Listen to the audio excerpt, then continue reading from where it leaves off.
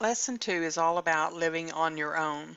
In this chapter, we'll explore all the costs of moving and whether it's a good decision to move at the time that you're considering it. We'll also look at tenant and landlord rights and responsibilities and comparison shop for good rental apartments. The costs of moving can be very high. First of all, usually you do have to pay the rent for the first month and sometimes also the rent for the last month.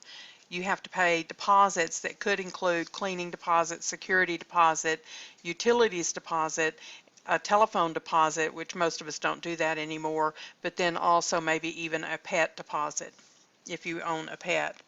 The moving costs can also include renting a truck, hiring movers, and packing supplies. I know that most of us as young people do not have a lot of things to move, so we may move ourselves, but if not, it could cost all of those things as well. When preparing a budget, and we talked about this in lesson 1, you should consider your personal and financial goals, your income, your lifestyle, your fixed expenses, and your flexible expenses. And now also, if you're planning to move, you also need to consider moving costs, moving in costs, and the cost of setting up a house, because most of the time we end up going to the store and buying mops, brooms, etc., unless we bring them with us, and cleaning supplies. A good rule of thumb is that you should spend no more than 40% of your net income, that means after your taxes are taken out, on rent or mortgage payments. You'll look in your activities at lease agreements, so you want to be sure that you understand and can find all the parts of the lease agreement. One of the activities that you'll look at is a really good video. Although it's in Texas, it's still a good video showing what can happen when you are not paying attention to the lease agreement. So the parties and premises say who is actually leasing and the date and everything. The term of the lease, whether it's 6 months or a year, in most cases you're going to get a better rental agreement if you rent for the entire year rather than 6 months. How much the rent will be in item number 3. The utilities, who's going to pay for those utilities in item 4. And in item 5, tenant shall hold landlord harmless from and against any and all claims arising from tenant's use of occupancy of the premises, except for the landlord's willful or grossly negligent conduct. So you assume all the risks if you fall in the apartment or etc. Number 6 is the default. If tenant shall default and breach any covenant or provision of the lease, then the landlord, after giving the proper notice required by law, may re-enter the premises and remove any property. Holding over, if tenant with the landlord's consent remains in possession of the premises after expiration of this lease, such possession shall be a tenancy from month to month as a rental in the amount of the last month's rent. Tenant must notify landlord in writing at least 30 days prior to evacuating the premises. Now these can, depending on the lease agreement, so you want to pay close attention to this, it can be as much as 60 days that you have to notify them in writing that you're going to be moving. So you want to be really careful about that. Also, when renting month to month, they can stop your rent at any time, meaning that you might have to move out if you haven't signed a lease agreement. Most rental properties will require you to sign that lease agreement. Waivers. No waiver by the landlord of any provision hereof shall be deemed a waiver of any other provision hereof. So in this case, no waivers. The tenant's rights.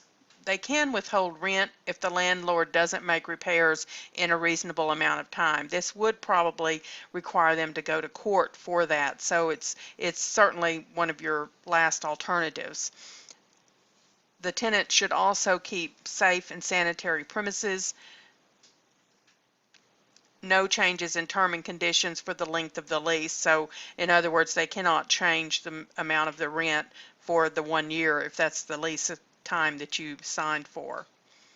The tenant, meaning the person that's renting, has to pay the rent on time, use the rental for the purpose stated in the lease, Take reasonable care of the property. Let's go back to that other one. In other words, if you're going to sublease, you need to be sure that you are allowed to do that. It's possible that that's in your lease agreement and that you can't. Take reasonable care of the property. Notify the landlord if any major repairs are needed.